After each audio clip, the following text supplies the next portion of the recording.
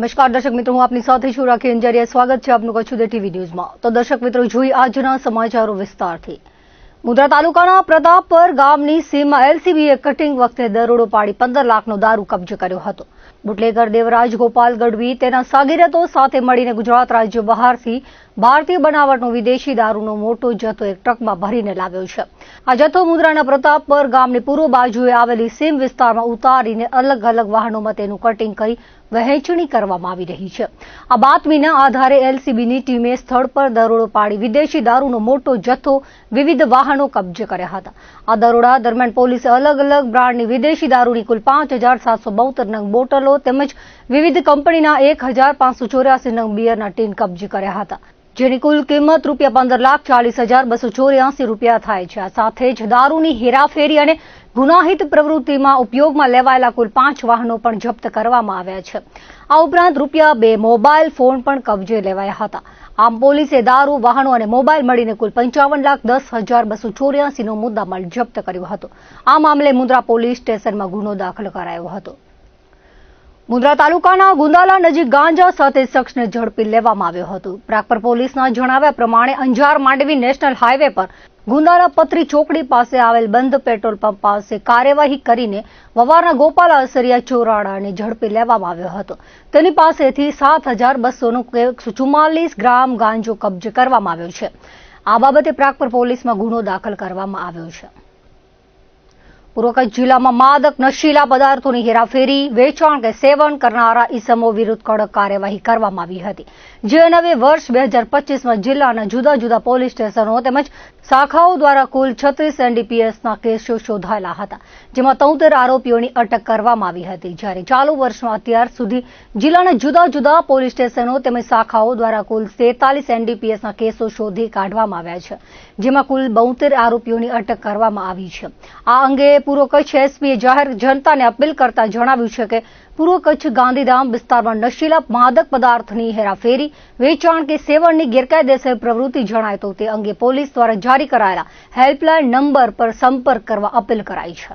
ગુજરાત સરકારનું એક ખાસ અભિગમ છે ડ્રગ્સની બદીને નાબૂદ કરવા માટેનું।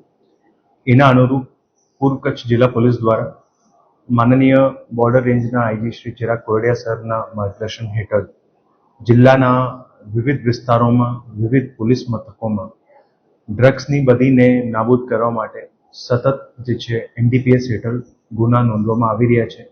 અને એના અંતર્ગત જે પ્રમાણે લોકોથી બાતમી મળે છે એ બાતમી અંતર્ગત ગુનાઓ દાખલ કરવામાં આવી રહ્યા છે। વર્ષ 2026ના શરૂઆતના 6 મહિના સુધી કુલ 43 ગુના જિલ્લા પોલીસના અલગ અલગ પોલીસ મથકો હેઠળ નોંધવામાં આવ્યા છે, જેમાં 72 જેટલા આરોપીઓને પણ પકડી પાડવામાં આવ્યા છે।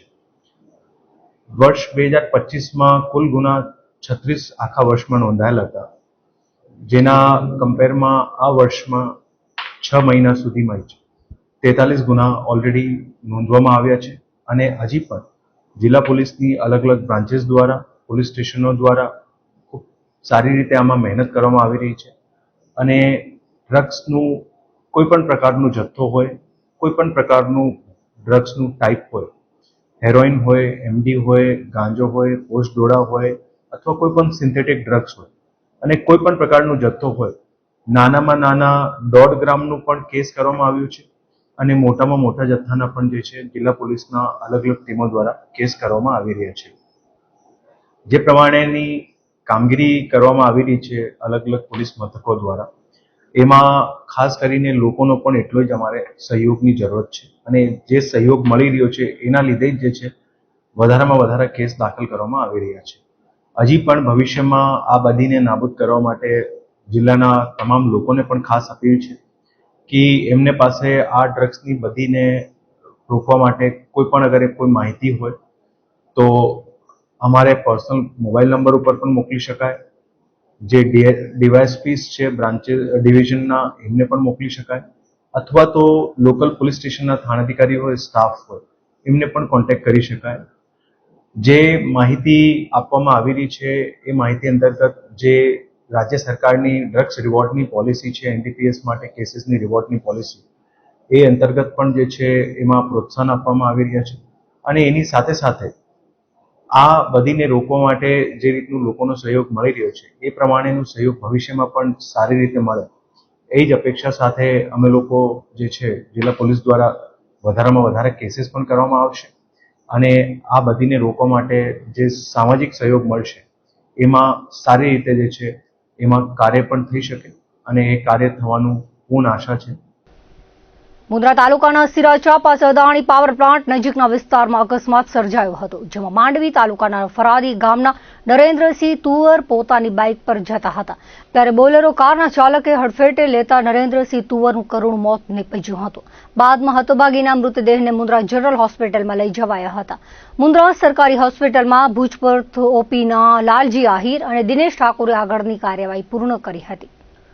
મુન્દ્રા તાલુકામાં ખેડૂતોની સંમતિ લીધા વિના જ ખેતરોમાંથી વીજ ટ્રાન્સમિશન લાઇનો પસાર કરવાના ગંભીર મુદ્દે સ્થાનિક ખેડૂતો અને કોંગ્રેસ દ્વારા ઉગ્ર વિરોધ પ્રદર્શન કરવામાં આવ્યું હતું. આ પ્રશ્ને ટી પોઈન્ટ નજીક રસ્તા પર રોકો આંદોલન કરાતા અંદાજે 1 કલાક સુધી વાહન વ્યવહાર સંપૂર્ણપણે ઠપ્પ થઈ ગયો હતો. જોકે કંપનીના સત્તાધીશો તરફથી યોગ્ય ઉકેલની મૌખિક અને લેખિત ખાતરી મળ્યા બાદ મામલો થાળી પડ્યો હતો અને ટ્રાફિક પુનઃ શરૂ કરાયો હતો. આ આંદોલનની વિગતો મુજબ ખેડૂતોની જમીન પર તેમની પરવાનગી વગર થઈ રહેલી કામગીરીના વિરોધમાં મોટી સંખ્યામાં ખેડૂતો, તાલુકા કોંગ્રેસના આગેવાનો અને કાર્યકરો રંગોલી ગેટ તથા ટી પોઈન્ટ વચ્ચેના મુખ્ય માર્ગ પર એકત્રિત થયા હતા. વિરોધ કરતા રસ્તા પર બેસી જતા ભારે માલવાહક વાહનો અને ટ્રકોની કિલોમીટરો લાંબી લાઈનો લાગી હતી. ઘટનાની જાણ થતાં જ પોલીસ કાફલો ઘટના સ્થળે દોડી ગયો હતો અને કાયદો વ્યવસ્થા જાળવવા માટે પ્રયાસો હાથ ધર્યા હતા. અદાણી ગ્રુપના ઉચ્ચ અધિકારીઓ દ્વારા તાકીદે મૌખિક આશ્વાસન આપવામાં આવ્યું હતું તેમજ લેખિત ખાતરી આપવાનું સ્વીકારાતા આખરે ચક્કાજામ સમેટાયો હતો.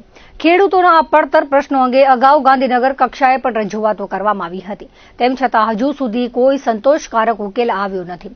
હાલમાં પેટા ટ્રાન્સમિશન કંપની દ્વારા નિયમોનું ઉલ્લંઘન કરીને 765 કેવીની 2 મોટી વીજ લાઈનો નાખવાની કામગીરી ચાલી રહી છે. ખેડૂતોની સ્પષ્ટ માંગ છે કે તેમની લેખિત સંમતિ વિના ખેતરોમાં કોઈ પણ પ્રકારનું કામ ન થવું જોઈએ. જો ભવિષ્યમાં લેખિત ખાતરીનું પાલન નહીં થાય તો આગામી સમયમાં ખેડૂતોના હિત માટે વધુ ઉગ્ર આંદોલન કરવાની ફરજ પડશે તેવી ચીમકી પણ ખેડૂતોએ ઉચ્ચારી હતી.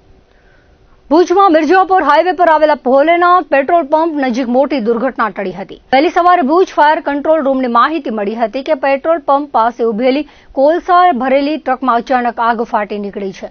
પેટ્રોલ પંપની નજીક આગ લાગી હોવાના કારણે મોટી હોનારત સર્જવાનો ભય હતો, જેથી ઘટનાની ગંભીરતાને સમજીને ભુજ ફાયર ફાઈટરની ટીમ તાત્કાલિક ઘટના સ્થળે દોડી ગઈ હતી. ફાયર વિભાગના જવાનોએ ભારે જહેમત બાદ આગ પર સંપૂર્ણ કાબુ મેળવી લીધો હતો અને મોટી દુર્ઘટના અટકાવી હતી. સામખિયાળી ટોલ પ્લાઝા નજીક એક એસિડ ભરેલા ટેન્કરનો અકસ્માત સર્જાયો હતો. અકસ્માતને પગલે ટેન્કરમાંથી મોટા પ્રમાણમાં ઝેરી એસિડનું લીકેજ શરૂ થઈ ગયું હતું. આ ઘટનાની જાણ થતાં જ ભચાઉ નગરપાલિકાની ફાયર ટીમ તાત્કાલિક અસરથી ઘટના સ્થળે દોડી ગઈ હતી અને કેમિકલ લીકેજને રોકવાની કામગીરી હાથ ધરી હતી. એસિડ એટલો તીવ્ર અને જોખમી હતો કે તેની અસરના કારણે ઘટના સ્થળની નજીક જતા જ આંખોમાં અસહ્ય બળતરા અને શરીરમાં ખંજવાળ આવવા લાગી હતી. આ કપરી પરિસ્થિતિ વચ્ચે પણ ભચાઉ ફાયર ટીમ દ્વારા પ્રશંસનીય કામગીરી કરવામાં આવી હતી. ત્યારબાદ કંડલાથી ખાસ નિષ્ણાંત ટીમ પણ ઘટના સ્થળે પહોંચી ગઈ હતી અને ક્રેનની મદદથી અકસ્માતગ્રસ્ત ટેન્કરને રોડની બાજુ પર ખસેડવામાં આવ્યું હતું. આ સમગ્ર બચાવ અને રાહત કામગીરીમાં ભચાઉ ફાયર ટીમની સાથે ઇમરજન્સી રિસ્પોન્સ સપોર્ટ સિસ્ટમની 112 ટીમ તેમજ ટોલ પ્લાઝાના સ્ટાફે પણ હાજર રહીને મહત્વપૂર્ણ સહયોગ આપ્યો હતો, જેના કારણે એક મોટી હોનારત ટળી હતી. માધાપર ગામના બાપા દયાળુ નગર વિસ્તારમાં વીજ પોલ પર ચડી ગયેલું બિલાડીનું બચ્ચું હાઈ વોલ્ટેજ વીજ લાઇન વચ્ચે ફસાઈ જતા સ્થાનિકોમાં ચિંતા ફેલાઈ હતી. અકસ્માતની સંભાવના વચ્ચે સ્થાનિકોએ તાત્કાલિક પીજીવીસીએલને જાણ કરતા ટીમે પહોંચી વીજ પુરવઠો બંધ કરાવી રેસ્ક્યુ કામગીરી કરી હતી. સ્થાનિકોના સહયોગથી બિલાડીના બચ્ચાને હેમખેમ નીચે ઉતારી લેવાયું હતું. સફળ રેસ્ક્યુ થતા સ્થાનિકોએ રાહતનો શ્વાસ લીધો હતો અને હાજર લોકોએ પીજીવીસીએલની ત્વરિત કામગીરી બિરદાવી હતી. વીજ પોલ અને હાઈ વોલ્ટેજ લાઇન પર કોઈ પણ પ્રાણી કે વ્યક્તિ ફસાઈ જાય ત્યારે જાતે બચાવ કરવાનો પ્રયાસ કરવો જોખમી બની શકે છે. માધાપરની ઘટનામાં સ્થાનિકોએ સમજદારી દાખવી તાત્કાલિક વીજ તંત્રને જાણ કરી હતી. વીજ પુરવઠો બંધ કર્યા બાદ રેસ્ક્યુ હાથ ધરાતા બિલાડીના બચ્ચાનો જીવ બચ્યો અને સંભવિત અકસ્માત પર ટળી ગયો હતો.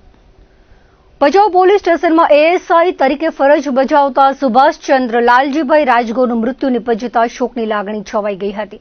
હૃદયરોગના હુમલાથી પોલીસ જવાનનું આકસ્મિક મોત થતા સત્તાવાર પોલીસ સન્માન સાથે અંતિમ સંસ્કાર કરવામાં આવ્યા હતા.